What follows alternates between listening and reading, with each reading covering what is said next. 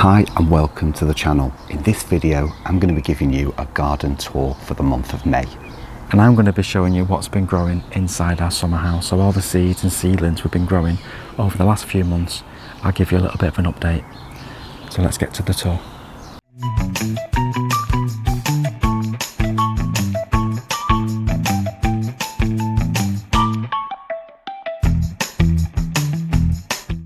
So I'm going to start the tour here with geranium Phaeum. Now, if you've not seen Phaeum before, this is a really beautiful, dark geranium. Just look at the flowers on that. It likes to grow in semi-shade or shade. It can handle sun as well, but it really does like the shade. It's something you can actually grow if you've got a lot of shade or semi-shade, and it just thrives. Once it's established, it spreads everywhere, and it's a lovely tall geranium. Now with this one, what you can do, once it's finished flowering altogether, as with many geraniums, not all, but many, you can cut them back to the ground with a pair of shears or secateurs, and it will come back. Now with Phaeum, it doesn't come back as tall as this. So once this is finished flowering eventually, we cut it back to the ground. It will come back, but it will probably be half the height of what it is now. But it's a really beautiful one for the garden, and these flowers, I just love them. They're divine. Also, bees seem to prefer them over any other geranium, so if you can get this in your garden, it's definitely a bee magnet. The next plant on my list today for our garden tour is Warburton's Fragrant Sunshine, and it's a perennial wallflower, and this one is such a beauty in the garden. We have the repetition going along this border with the same plant going along. Repetition is good in garden design. Repetition is good. It's probably best to get the most impact in your garden. Try not to just put one plant in, then have so many different plants. It's nice to have some repetition through, because the eye bounces along the garden to different points, and that's what we always try to do, and we always did that in our designs as well. The scent really is fragrant. The flowers remind you of the sunshine because it's yellow, but you've got the most gorgeous scent filling this entire area of the garden. Sometimes of an early evening, late afternoon, early evening, I will come out literally and just walk along here for the scent, because it's so lovely, especially with the nice days that we've been having, because it's been so warm and sunny. The good weather's finally here. Now this is such a gorgeous plant. If you've not grown it before, do recommend it. There's one thing with it. It does go, once it's been in 2-3 years, it starts to go a little bit leggy. These are new plants, so they're not too bad, okay? These are relatively new. And they do go very leggy, so you'll get lots of old stems. And yes, if you cut them back at the appropriate time, you'll get new growth. But eventually there comes a point where you need to replace the plants, because they just look tired. They do not look at the best because of the stems.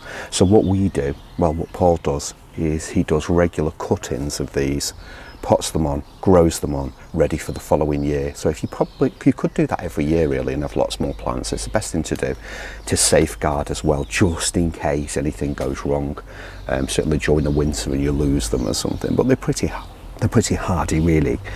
But yeah, this is a fantastic plant. If you've not grown it before, give it a try, because we really do recommend it. But that scent, I could just sit here all day. I mean, it's early morning now, but I could just sit here and just enjoy this. Wait till later on when the sun swings around the garden, the sun's on this bit, and the scent is purely intoxicating, truly amazing. Now, the phlox that we have here, so this is Phlox paniculata, and it's a variety called Spat Summer. And this is going to provide us with these lovely, beautiful, pinky, purpley flowers later on, as soon as it's ready to flower, and during the summer. And the scent then will just become amazing in this area, because we'll have the flowers of the wallflower, but also the flowers of Spat Summer as well. And this is a beautiful phlox. Phlox is amazing for scent. It's quite a reliable one, in that many phloxes do seem to be ravaged by slugs and snails. This one doesn't. This one is strong. It wants to spread. I mean, if you look here, I'll try and get across without damaging any of the plants. But if you look across, it's spreading by itself, look. It's just spreading along so quickly. So as the springs come in, this has just started to go, literally. Obviously there must have been some root coming underneath, but it's spreading. It wants to spread. If you left this undisturbed in your garden, it would fill a whole massive space eventually. And as I say, Spat Summer, along with Phlox David, are pretty reliable. I'd certainly prefer this one in many ways because it's less prone to slug and snail damage. I just think it's better to grow things that you know work rather than, I mean, there's a variety of phlox called Bright Eyes, which I really like. And unfortunately it just gets ravaged in the gardens that we've had. Well, certainly two of the gardens at least, in Sheffield and here as well. It just seems to be ravaged, whereas Phlox Spat Summer does the job. It does what it says on the tin. It comes up, it's strong, it's healthy, and that's what we want. We want healthy plants. I'm loving the geraniums coming up. Now this one is Geranium Brookside, and I just love it. I love the foliage, but wait till those blue flowers appear in the summer. So early summer, those flowers are going to appear. See if there's any buds on already. There's not so far, but yeah, we're starting there. We've got some buds on. So the buds are there. This is going to be truly amazing when it comes out because there's going to be a sea of blue, along with Patricia as well, Geranium Patricia here. And this one will be like a lovely magenta colour, pinky, sort of like magenta kind of flower, and it will be truly stunning when it comes out. Geranium Patricia is a really good one. It's quite a thug, so it will, you know, you've got the height there. It spreads quite freely as well. Brookside takes a little bit longer to get established, or we found that anyway, but it seems to do the magic. Look at this beauty, my goodness. This Aquilegia, truly stunning. Look at the flower on that, just look at that. That is gorgeous. Very delicate colour. You know I like my bold colours, but this is quite a delicate one. And, you know, it fills the space, it works, it's a beautiful plant. Eventually this will establish, because it's relatively new, this one, and placed in the garden. There's a few self-sown seedlings there as well, if you look through, because Aquilegias will self-seed everywhere. So once you get them in the garden, you know, you're really laughing, because literally they will come up everywhere. Look at this, they're everywhere coming up. And with Aquilegia, I just love the shiny black seed as well. You can't beat it. Our grasses are coming up, our Stipa tenuissima. These are going to be amazing and froth over the entire border as time goes on. They'll be frothing over. It'll just look fantastic. Again, the repetition, Phlox Spat Summer. Again, we've got the Warburton's Fragrant Sunshine. Now this is relatively new one. This was placed in by Paul last year, so this will fill the space, and certainly do till next year or the year after. But sometimes we just replace them rather than have all these old leggy plants. You know, it's better to replace. We've got some salvia here, and this is Caradonna. This is just starting to come up, but eventually we'll have these tall, beautiful plumes. These absolutely gorgeous flowers. It's a lovely variety, that one. Salvia Caradonna, if you've not grown it before, give it a try. We've got the rose, and you know roses are my favourite, but this one's Superstar. If you've watched our videos before, you will know that this rose has been in the house since the mid-60s. So it's been in a long time. It was pruned by Paul early in the spring, and look at the growth already. It gets lots of sunshine, so it's so happy here.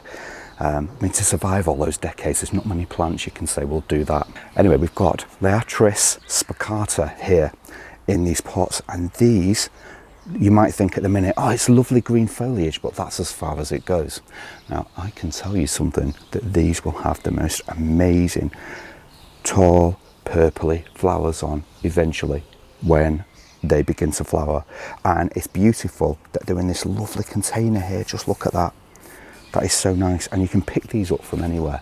I think this was from a plant fair. No, it wasn't. The cameraman's told me it wasn't. Where was it from? Garden centre. So it was from a garden centre, and it was it from the usual garden centre, our favourite? Yes, our favourite garden centre it was, and it is just lovely. You can pick these up anywhere. If you go to plant fairs, you very often find stands with these on. Sometimes they're overly inflated prices, but people do have to make a living. But at the end of the day, if you can find something that's been, you know, in a skip, you know, when you ask permission first, obviously, but something that people are throwing away. You can turn anything into a planter, let's face it. Even the most unusual things. You can use an old pair of trainers or boots as a planter, so come on, you know, be creative, be imaginative. Now, going back to the border, look at this beauty. This is Aquilegia black barlow. And black barlow is called black barlow for a reason. It's a very dark purple, so it's as close to black really as you're going to get. But just look at that. Now again, we found this in this garden quite slow to establish. Paul grew a lot of these from seed, and they've taken a long time to really get to this point. We've got one here. We've got many in pots as well, waiting to go into the ground. They've got some more in the garden. It takes a while to establish, or it certainly has done for us anyway when we've grown it before. Did we grow this in Sheffield? I don't remember. No, so this one wasn't grown in Sheffield. But I can tell you that it's well worth growing. You can see that for yourself. It's unusual. If you like your unusual Aquilegias and you're not so much a fan of the dainty, lovely pinks and purples and things, you can go a bit deeper and a bit more sultry with this one. And that's just perfect. That just does the job.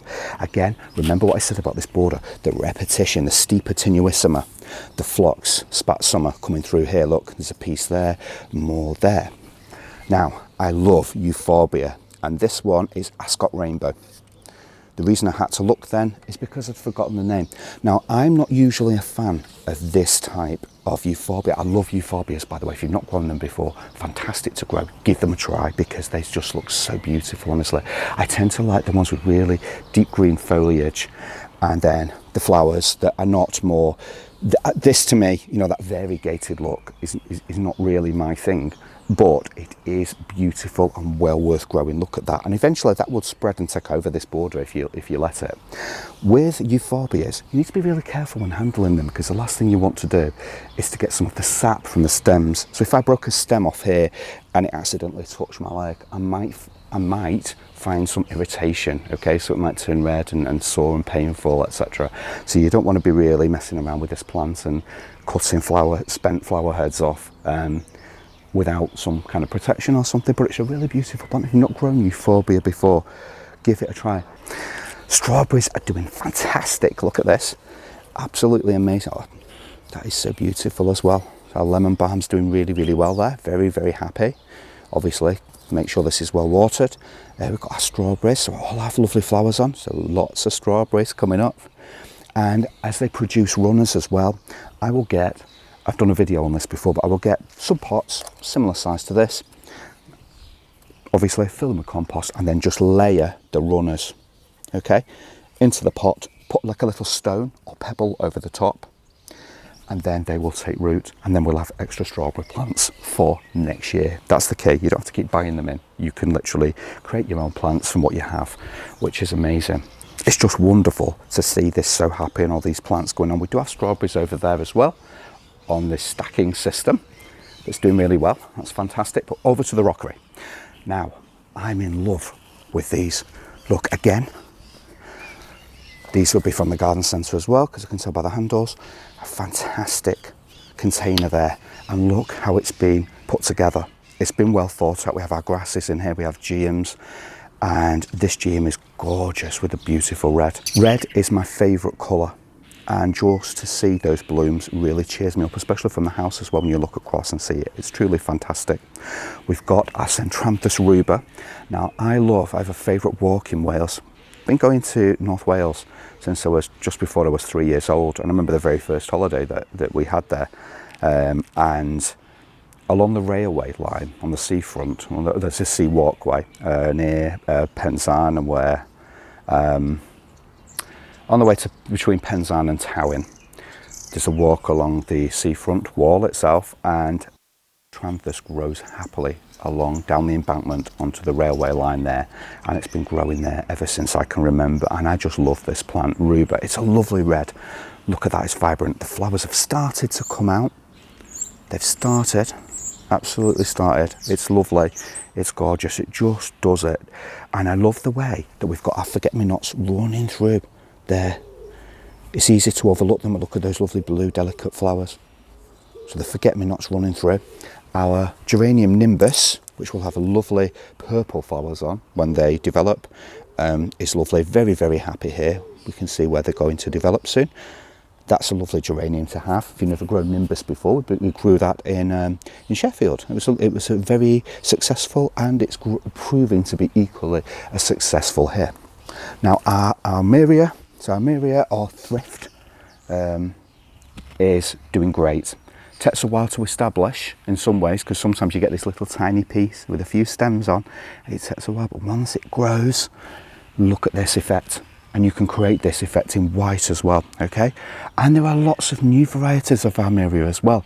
I saw a beautiful one at the garden centre. I can't remember the name of it. These lovely, the stems themselves are more like, they look more. So instead of this grassy effect like that, it looks very much like grass, they're a bit more like this, but obviously with a deeper green, and the flowers were just stunning. So it's a new variety of Armeria. There's a few.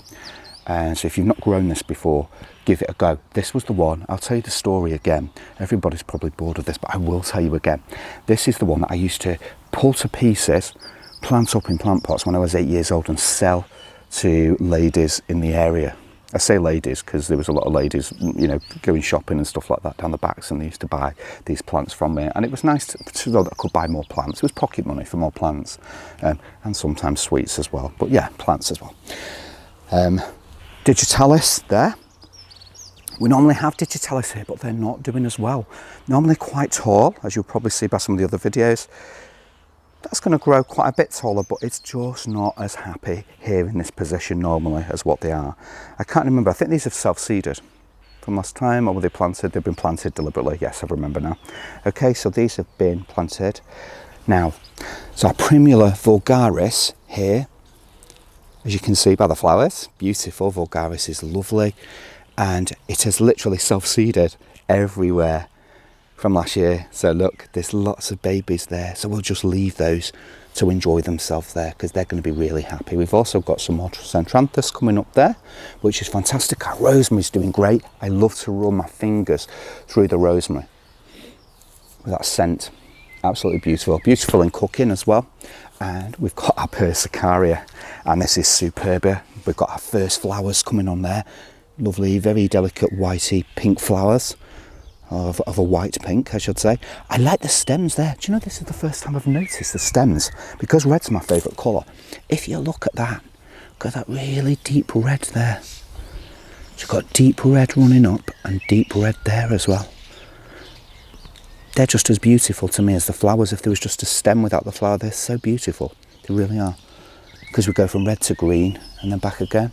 Our Saxifrage doing well there. Quite happy. Yeah, this is doing amazingly. I'm really, really happy with this. Just coming on well. Our lovely Pomonium is coming up. Now that will have beautiful, beautiful plumes of blue flowers. Now, Pomonium, it's a unique scent. It's not a plant that you walk past and go, oh, look at this scent, it's amazing. It's not like that. You know, smell that scent. It's not that kind of plant. What it is something very delicate. So when you crouch down to it, you can smell the scent coming from the flowers of Pomonium, and it's just something that I like. I just like that. Over here, veg bed doing absolutely amazing. We've got the garlic in there. That's doing really well. Can't wait to harvest that and cook some meals with that. We've got some spring onions going on, our Swiss chard. Everything's going great. It's fantastic. And it's important, especially in the dry weather like now, to keep that well watered. Last thing you want to do is to kill all these off. Beautiful geranium there. That only flowers once. And this one is a variety called Geranium Ibericum. Now, Geranium Ibericum only flowers once. So many geraniums, as I've said, you can cut back and they'll come back again. Keep cutting them back, they'll grow, they'll flower. This will not. It will just get great foliage again, okay? It's one of those plants that flowers once, but it's well worth it for the beautiful blue flowers, okay? If you've not grown Geranium Ibericum before, give it a try, because it's well worth the wait. I love the foliage as well. It's a little bit more furry, I think, to many of the other geraniums, but it's got its flowers on. Come on, look at this. It's got all its buds on, just waiting to burst open. So that'll be flowering soon. Look, and there's two patches here. So that's going to be lovely. And as the blue opens, you get the contrast, the beautiful colours together. This is a great combination. The minute you look at it and think green, you know, orange, this is a geum called Totally Tangerine. Really beautiful. just looks so succulent, doesn't it? Like a tangerine, it really does. The colour is amazing. I just love the colour of this. But the blue together with this colour works well. It's a great combination. So you could use other blue plants among GM Totally Tangerine and you will get a similar effect, okay? The desired effect comes from the colour, that pop of colour, it works well.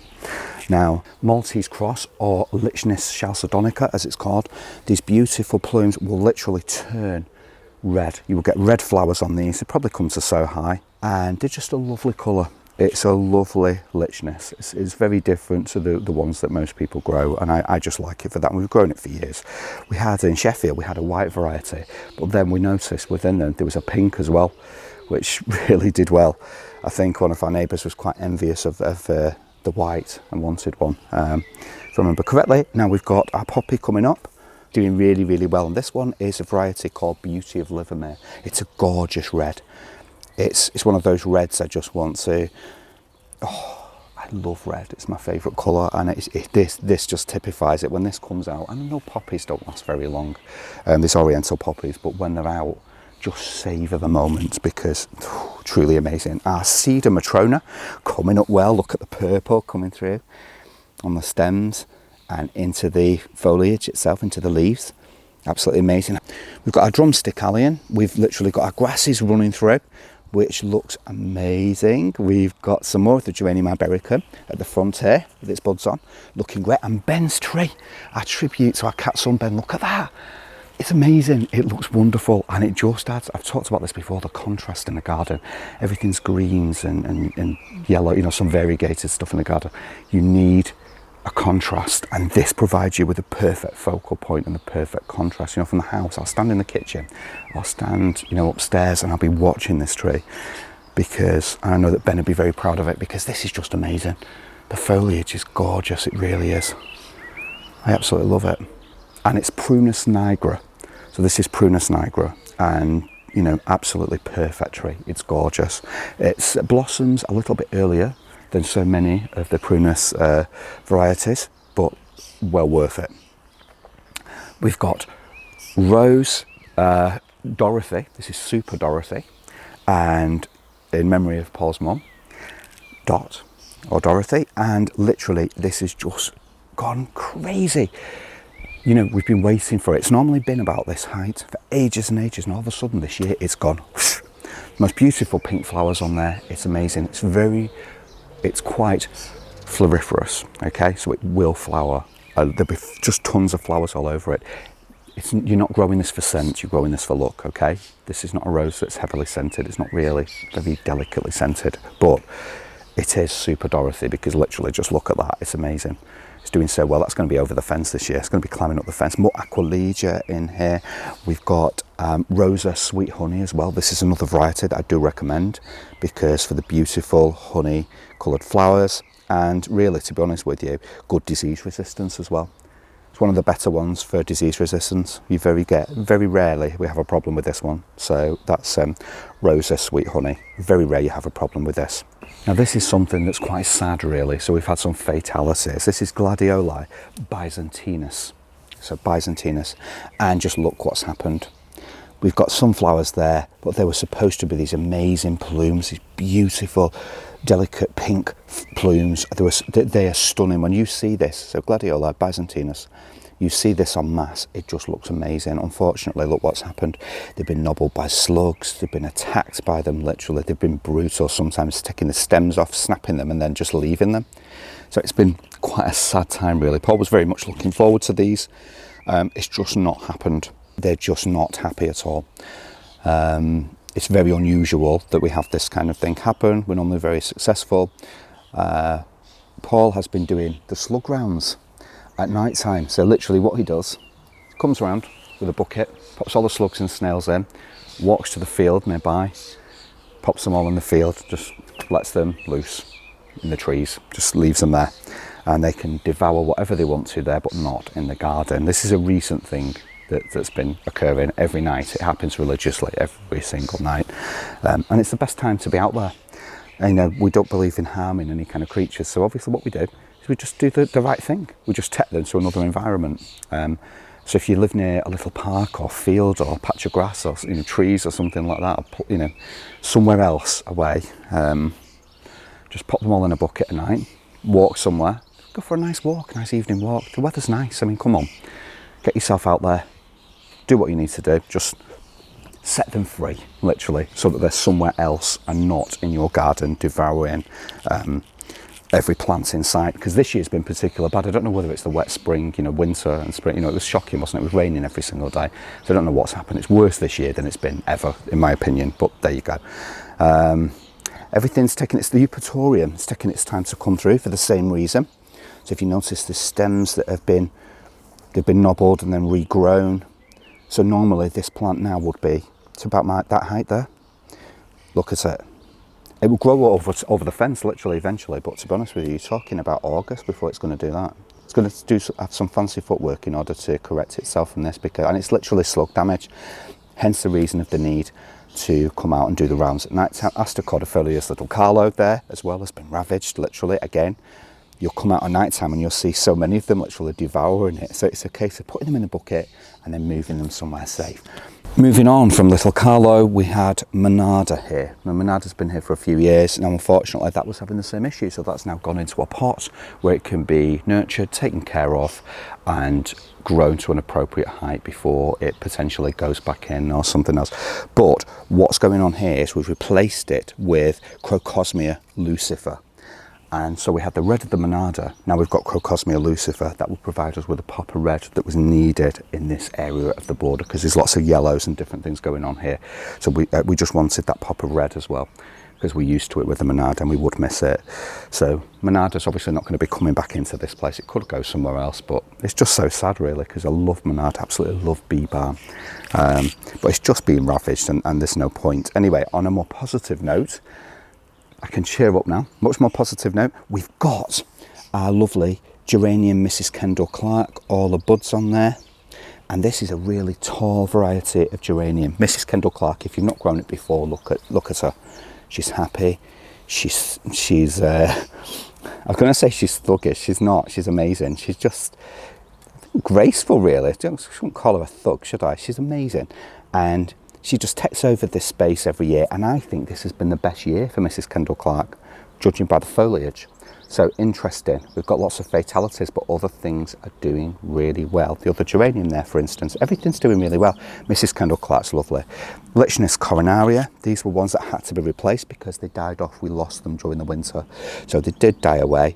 We replaced them, replace them, put them in, and they're going to be fantastic. They're going to have the most gorgeous pink flowers on when they come up. And this was another one that I used to sell to people in the backs. Put them on and sell them. Got a lovely grass here, look at that. That's going to be amazing, that grows quite high. Got our Aquilegias. And if you look through at allium, look, and this has just been staged, it's been placed, it's in a pot, but it's been staged.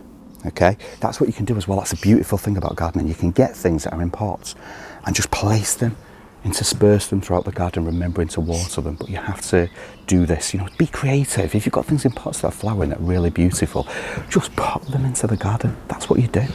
Just, you know, it's like a paint, it's a painter's palette. You can do what you want with it. It doesn't have to be in the ground. You can have things in pots and you can literally just place them strategically in places, and it just works really, really well. We've got a lovely new Aquilegia in as well. Look at this one, a beauty. It's called Bordeaux Barlow. So again, related to black Barlow, but Bordeaux Barlow, and just look at that colour. Just look at that. The height is truly stunning. If you've not grown that before, you're going to want to have this beauty in your garden because it's so unusual. That is gorgeous. That's the best thing in the garden. I just love it. Honestly, I really do love that at the minute.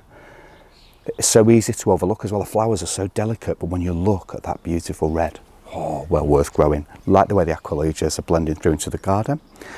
We've got our bluebells going over at the back there. They're safe at the back. We've got our Persicaria coming up, Persicaria and Plexicalis. There's two patches of this. There's one over here, and they have the lovely red flowers on, and truly stunning, absolutely amazing, and some here as well. And it's a very happy plant. It will take over if you allow it, but that's a good thing. In certain spaces, you want that to happen. You really do.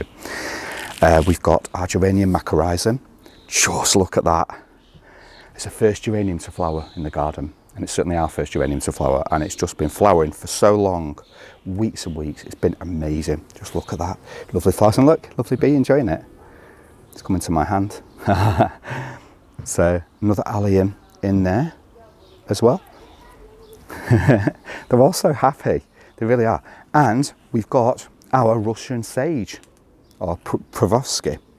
Russian sage, and that's coming up. We've got lots of stems on that, so it's been cut back, but it will come up, and that will take over and spread through this bit as well. We've got our Phlox David. I was speaking about Phlox paniculata before. Phlox David, Phlox paniculata David. Okay, lovely white flowers. Again, a little more temperamental. You'll see why. Come and have a look. Look how it's been devoured by something. I said the Spatsummer, Phlox Spatsummer doesn't get devoured as much, and Phlox David can do a little bit, but it is better than a lot of phloxes.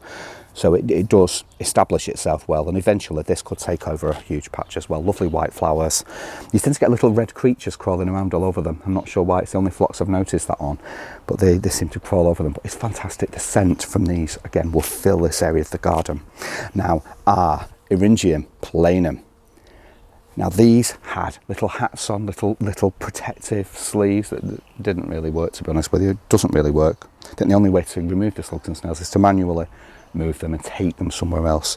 But now look at them, they've established, they had that protection for the first year, so it obviously did help a little bit. I'm exaggerating, it did help a little bit. And then, now look at them, they've established, so this year we're going to get some amazing flowers from these. I can't wait. We've got our usual, our Stipa tenuissima, which is a staple in the garden, because, and remember what we do with this is we have it on both sides deliberately, because it just creates that statement. As you walk to the summer house, you've got that statement plant spilling over. At the minute it doesn't look much, but by midsummer you will be amazed. By July you will be amazed. August you will be flabbergasted. We've got some more Geum totally tangerine growing on in a pot there before he can find a home, but he's happy in a pot. Geums need water, so what you need to do is make sure this is well watered. It's in a small pot, it's in full sun. It's one of those things you're going to have to keep watering it, okay? If it's in a container, if it's in the garden and you're having weeks and weeks of hot weather, you need to water it. But if it's in a container like this, you've got to look after it. Don't let your plants die. Get yourself out with a watering can. Save water. You can find storage containers that store water and then just dip your watering can in. If you've not got the facilities, you've not got an outside tap, or you want to save water and just use rainwater, you can do that as well. So there's so many ways of storing water that you can then come along and just do your thing. Remember, containers as well, pots, they're going to need to be fed as well. So we use a high potassium feed, which is our comfrey feed. So that was where we've done a video on this, and probably a few videos, I can't remember, where we break comfrey leaves up, get some plastic containers that can be airtight, break the leaves up of the comfrey. So if you've got comfrey in the garden or not got it, get some in the garden, break it up, put it in the container, fill the container full of water, seal it, leave it for 2 months, come back to it, open it, it'll smell vile. It needs to be sifted, so you're obviously not going to want bits of the rotting foliage going back on the garden, but then you use that in your watering can. So many scoops of that in your watering can, it does the business. It feeds your garden, and it's a free feed using what you've already got, apart from the plastic containers, which try and recycle if you've got some big containers that you can use. I mean, sometimes we've done them from bird seed, so we've had like a big container of bird seed like that. Well, it's not a big container, but a container, and then we just keep them. So we're recycling, and we use the same ones over and over again. So you're saving it rather than throwing it away. You're using what you've got. So comfrey feed, high in potassium, fantastic for your plants.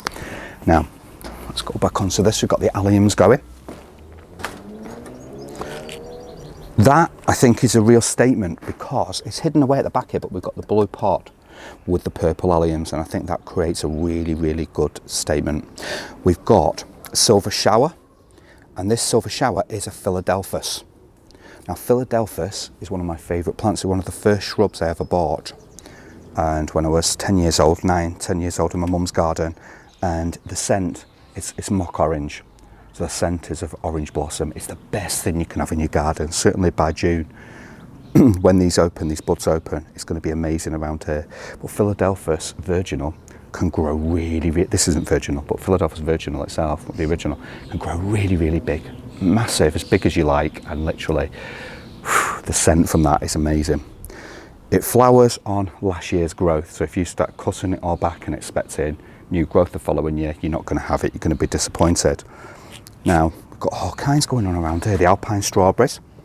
So if you just come this way, look at the, so we're going to get a treat from this, because I didn't like alpine strawberries, the taste of them, until quite recently. Now I just like to, once the strawberries are on, oh look at this, they're on, they're forming already. When they're beautiful red and they're ready to be picked, I will just pull those off and start eating them as I walk around the garden. I've got some more of the Warburton's Fragrant Sunshine in a container there. This is what I said about the legginess. Look how it's probably trying to reach for more light. It is in full sun, apart from just being near the tree there, the magnolia. It does go stemmy, so we need to be careful with that and just keep getting cuttings from it. Okay, just to keep it fresh, keep it looking good. That's what we want a garden that looks good. We're doing really well. We've got our chives here coming along. We used to be really successful with these years ago. We used to have them all over the garden in Sheffield. Our rose there, we've got stuff going, lots of geranium going on there. Buddleia, look at this beauty. And we've got another ribes, and this one is white icicle. We've got another one further along the garden, I'll show you in a minute. It has lovely white flowers on. So that's an amazing shrub. If you've not grown that before, grow it. So we'll place that there. We've got all kinds of stuff going on. We've got our grasses, we've got our Veronicastrum, Virginicum, and this one is called Fascination. And that is going to be truly amazing when that comes out. Beautiful pink flowers when this one comes out. It's going to be truly amazing. I love the Buddleia at the back here. This one's doing really, really well, and this is a white variety. It's going to have lots of butterflies on that. I did a video on cutting back Buddleia. If you just like to follow me just for a second. This is our little storage area. I'm not going to show you too much of it because there's lots of things going on behind here. But if you look at this, Buddleia's coming back. It's doing really well. So we pruned it on a video. Look how well it's coming back. So I've had it partway up the fence. And we've got our privet here as well. That's doing really well. And we've got our nettles, our supply of nettles going on. And that's great for butterflies. We'll leave that there for the butterflies to enjoy and other creatures. And also nettle tea is on the menu. Nettle's lovely, boiled up and in tea.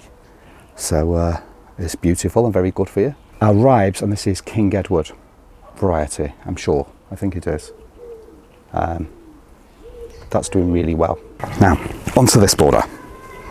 We've got our lovely Primula Bulliana there, and you cannot beat that for colour. When that comes out, it's going to have these tall spires, these tiers on, absolutely amazing. That's going to be a really beautiful one.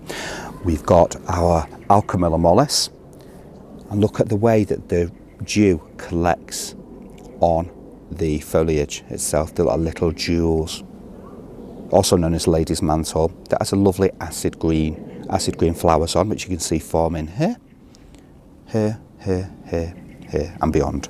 Our fuchsia magellanica, which you probably have seen the video on how to prune fuchsia magellanica.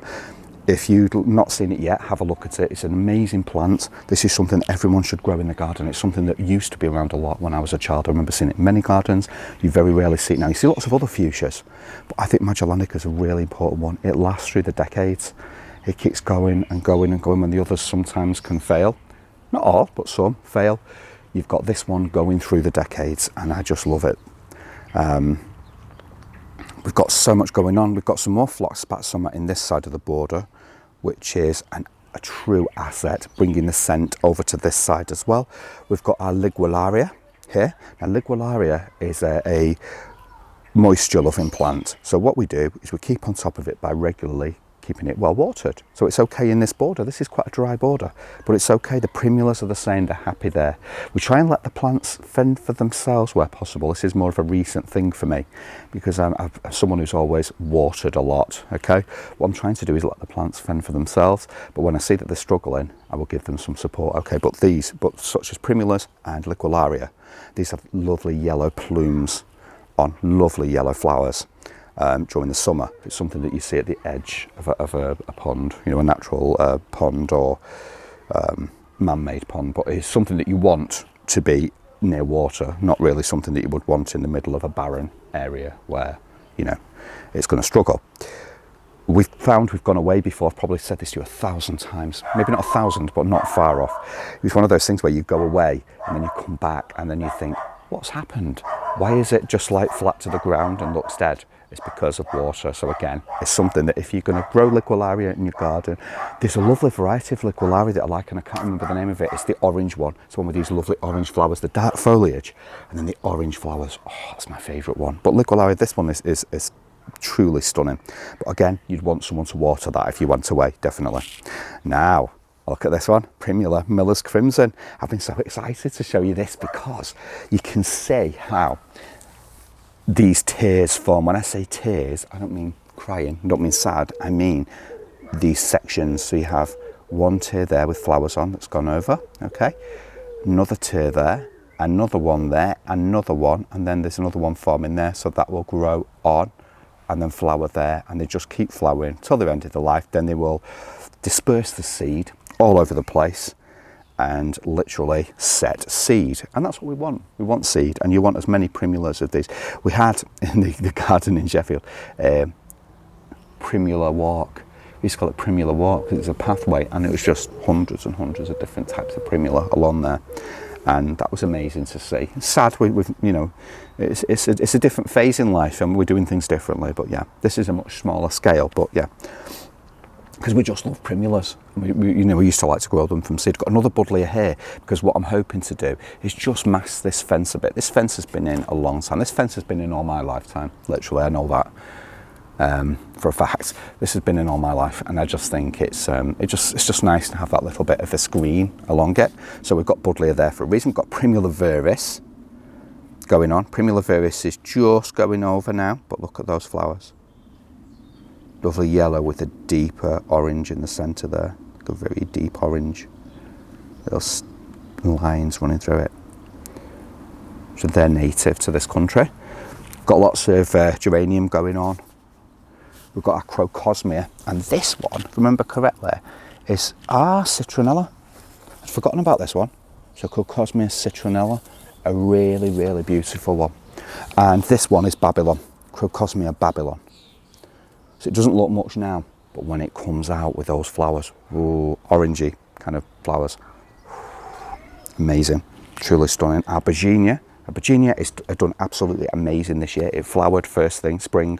It was lovely. Yes, there's no flowers left now, but that has been well worth it. That was providing me with so much interest from the house. I just looked down the garden and I was just amazed at how wonderful things were. Honestly, just give you that hope. Now remember when I said, I've been excited about this, remember when I said I cut the tree back and I showed it to you and it was just looking a mess. Now look at it, it's greened up. I said it would, it has, it's greened up. It's done, I'm not sure of the variety, I'm not sure what this is, but I do know of one thing. It's nice, it's there, it's happy. I know it's leaning, you could try and push that forward. Why bother, it's fine, it's not doing any harm. And it's happy, it's got lots more buds coming throughout it, and it just provides with that screen. So a bit of privacy as well, it's nice. Our Leucanthemum coming up, that'll have lovely white flowers on, lovely white daisies on. Leucanthemum is a really good plant to grow, more geranium running through. Then we've got our, oh look at this, Geranium macrorrhizum planted en masse on the whole circle. This is a stone circle bed. So what you see there, it's literally a stone circle. Absolutely amazing. We've got grasses interspersed, we've got penstemons in, we've got digitalis coming up, or foxgloves as they're known to many. We've got our shrub, our lovely, beautiful Fritinia. Now Fritinia, it's a beautiful shrub, it can grow very tall. We had one in our front garden in Sheffield, and literally we left it to grow and it was almost half the height of the house. Honestly, it was lovely, it was really nice with the lovely red foliage. It's always nicer though when it's been cut back, then you'll get the buds on that are forming now already, and then what will happen is it will turn a beautiful red, because once the red foliage establishes, it just turns back green. So eventually this will all become fresh red foliage and it will look stunning. Okay, not just from where we are now, but from inside the house. It would just look absolutely amazing. More Primula viris in here, but lots of digitalis going on.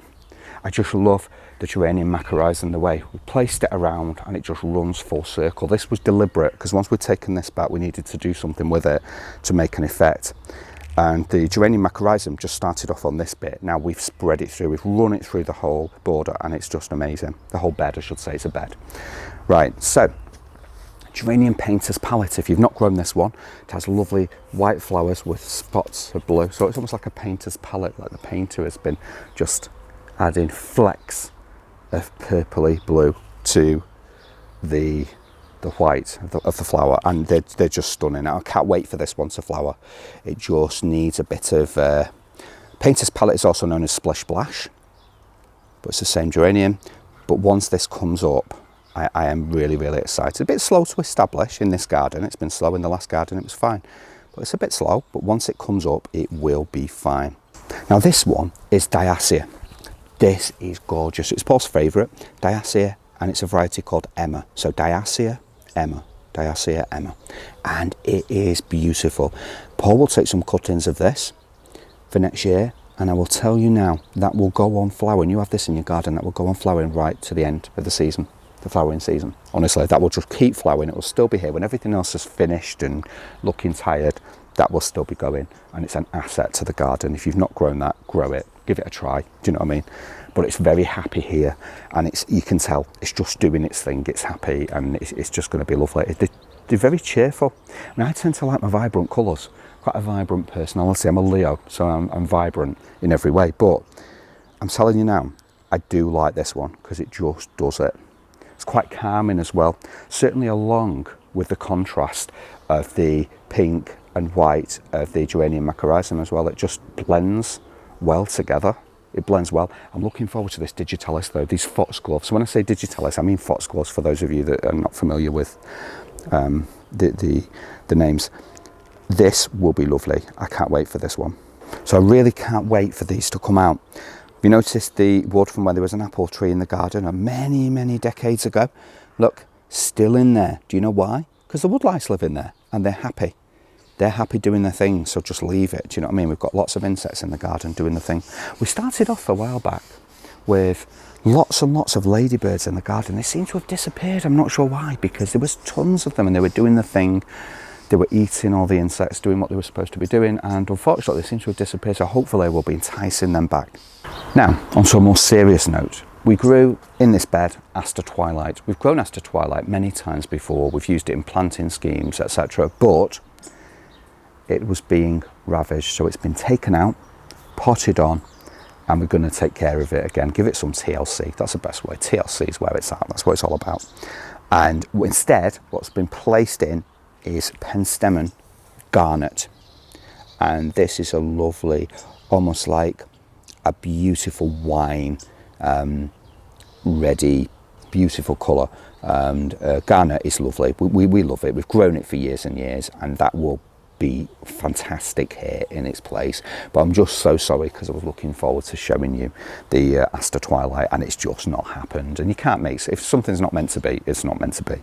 And this is a case here, but it's an opportunity. Remember, as gardeners, sometimes we think, oh no, something's died. What do we do? How do we make things better? Well, what you simply do, change the scheme, change the planting. If something's not working, it's a bit like in life. If something's going wrong, try not to keep repeating the same mistakes. Think, well, what can I do to correct this? Is there something else I can include into my life? And it's the same with planting, with gardening. You just get something else to take its place, and this is just perfect. You know, these flowers, when they come on, you will be amazed. You will think, wow, it was meant to be. It was meant to be. And there's so many other plants that we could have used in this space as well that equally would say the same thing. Wow, that's amazing. You know, that's the beauty of gardening. It's never stagnant, it's never the same. There's always something else that we can do. We can always change things. It's like life. We have the decision to keep a plant in a place or to change it to another plant, unless you get, as we do with the mycorrhizum, it just wants to be here. So it's gonna stay. Do you know what I mean? You could try and take this out if you wanted to. It's always going to come back in the rocks. It's always going to be there. It's happy, and a plant will show you that as well. Always take notice of what the plants say there, but if a plant's not liking it, it's time to move on. Before I leave this section, I want to show you something. Come over here. When I was on about the red foliage of the Fretinia, look, beautiful foliage coming about there, fresh foliage, and that will go a deeper red before it turns purple. That will go into a lovely red. Then, not purple, it will go green, not purple. It will turn from red to green, and that's how it works. But it just needs sometimes, because we've got other plants going on in here, we just need to keep it toned back, cut back, let the red come about. Then again, when it starts to turn green, we're doing it for effect, and it looks great as well. It looks fantastic. Now, over here, I want to show you something really important to me. I don't know whether you remember or not. This is Ribes, and it's a beautiful shrub, and this one is a variety called White Icicle that was grown from a cutting. It's taken from my mum's garden.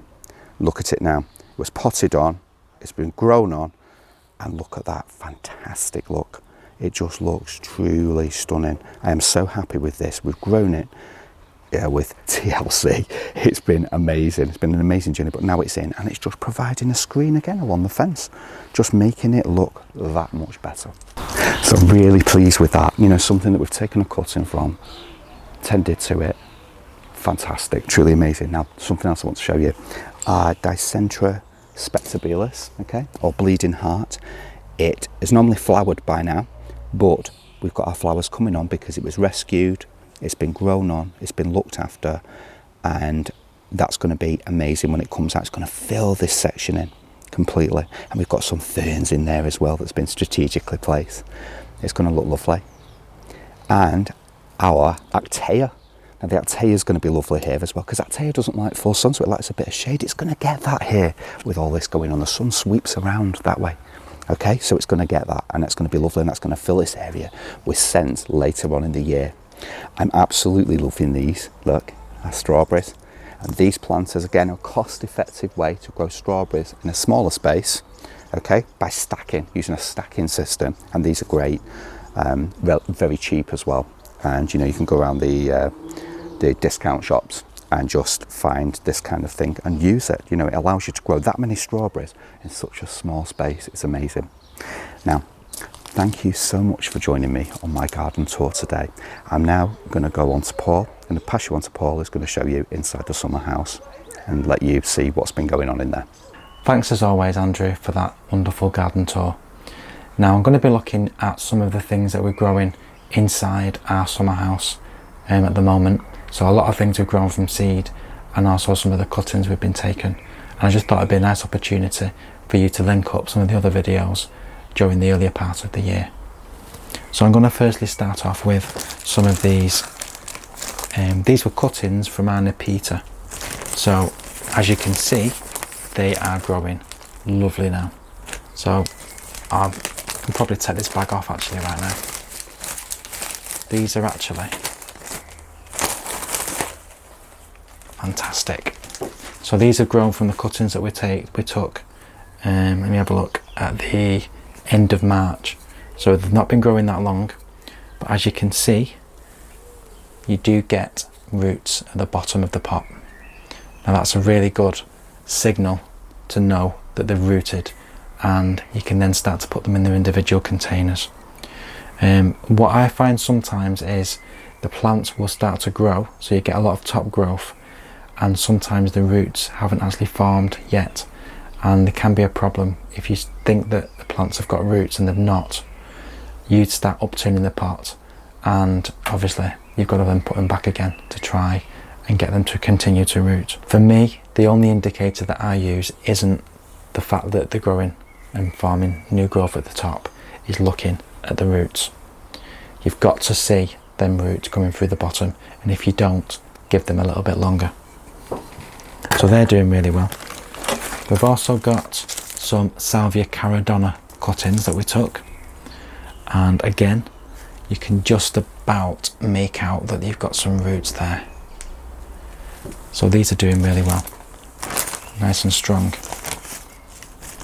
And these were taken from plants that we had to buy because we didn't have any of the growing last year from the plants in the garden, and because of all the wet weather, the plants that we grow in our long border, a lot of them had died.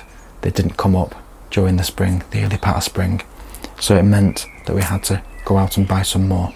but just to make sure that we don't keep having to buy every year or every time we get a really wet winter, I've made sure that we get a lot of plants, a lot of insurance plants. So we've got these in preparation, and what we'll do with these is we'll pot these up, and these can be almost like substitutes. So if the ones in the border get overly wet again and end up dying, at least we have some plants that we don't have to go out and buy anymore. Plants for free, and that is what we love. So yeah, so there's roots coming out of the bottom there, so I know that they're doing well, so they're probably ready for potting on. We have got some buddleias. If you can remember back to Andrew pruning one of his buddleias, let me see, so let me have a look at that. You can just about see some white roots popping out the bottom there, just about, so it looks like they're rooted as well, so we can get them out and potted on.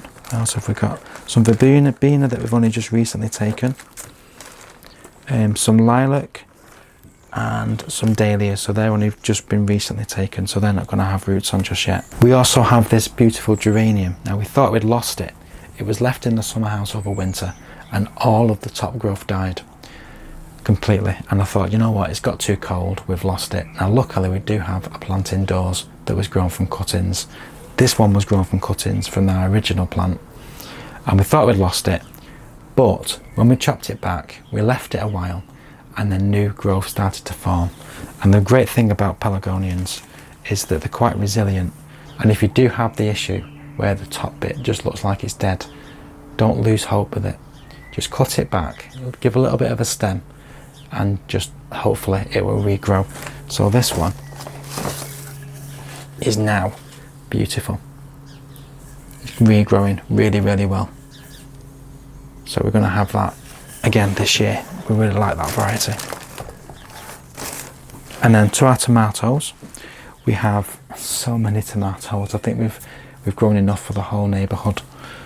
So we're going to have to be giving a lot of these away like we did last year, because nobody can have and eat that many tomatoes. Well, perhaps I could, but it's the growing space. We don't have the growing space to house all these. Obviously they're fine while they're in smaller pots because they don't take up much room, but as soon as they need to have larger pots, it's going to mean that we're going to have less space to house them. We're going to put some outdoors obviously, but we're going to also try and grow a few in here like we did last year as well, because they did really well as well. And we also have our agastache cuttings. So we did 3 cuttings of these in the autumn. Unfortunately one of them died, didn't form roots, but we do have 2, and we potted them up so they've got nice little plants now, and we've even taken the tips to try and make them grow a bit bushier, and we're also using the tips in water to make new plants. So we're doing some cuttings from them in water, and they do root in water quite well. And I've also got loads and loads of cosmos, as you probably know from the videos that we've been doing. So I'm just going to show you this one. This one is lovely. We've not knit this one out yet, so it's a good opportunity to show you what we can do. So when we get 2 or 3 sets of leaves, I mean, I could chop it there, but it'd be a shame to waste all this stem, because basically if I chop that there,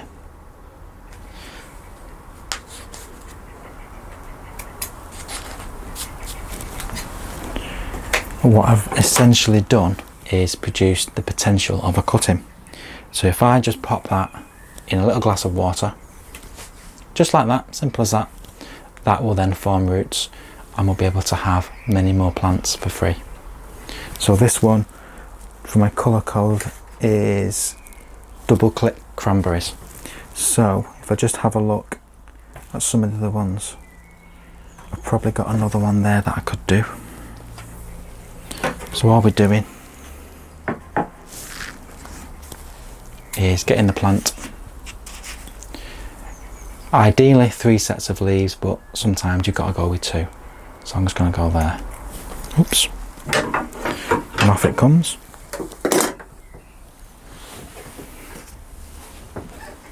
That's your little cutting material. And you just pop that in some water.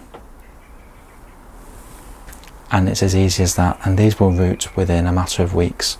Then all you've got to do then is pop them on, and you've got brand new plants for free. Not that we need any more cosmos plants, but there's always people we can give these away to. And not only does that help get us more plants for free. It also helps the actual plant itself, because it means that the plant will then start to bush out, it'll produce side shoots, and we get lots more side shoots, which means we get lots more flowers. Now I also want to quickly show you again our anti-rhino. So these are black prints. These have recently been pricked out, so they're still quite small. So they're going to need some more protection still. They'll need to grow in a bit longer, and also they won't be going out until the frost is definitely clear, which is the end of the month. So we'll keep these protected up until the end of the month, and then we'll be fine to get them out. Hopefully they'll be a little bit bigger by then, and we can get them planted into containers like we intend to. Now this year we're going to have tons and tons and tons of flowers. We've grown loads and loads from seed, and the idea this year is we're going to have lots and lots of plants that we can get cut flowers from. So we've got cosmos, we've got dahlias, we've got antirrhinums, we've got calendulas, we've got zinnias. So it's going to be a flower packed garden this year.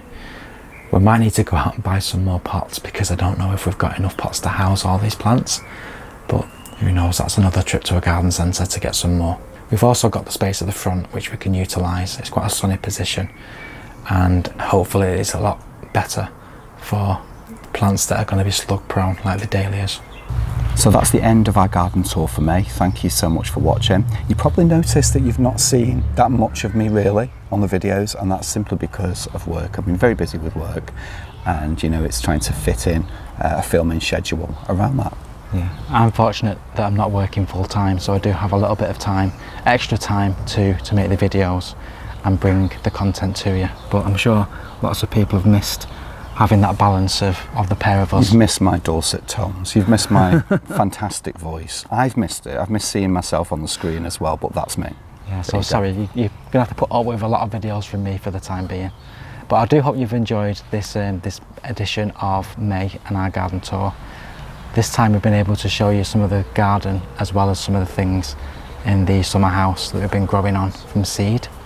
So we will catch up with you very, very soon, and hopefully be able to do some more videos where you'd be able to see both of us on the screen at the same time. Instead of just one. Instead of just one. And hopefully I'll be doing lots more videos as well, as soon as I can. Okay. As soon as now I'm weather's able to. warmed up, there is Yeah, time there's more time in the evenings and, do and more mornings filming. to do stuff, and afternoons, and whenever we can fit it. Yeah. So as usual, please give us a like, please subscribe if you've not already done so. It is completely free to subscribe, doesn't cost you a penny. Please drop any comments in the comments box below if you do have anything to say, and we will see you very soon on the next video. In the meantime, please do take care, please enjoy the sunshine, and please have a happy time in the garden. Thank you for watching. See you soon. Take care.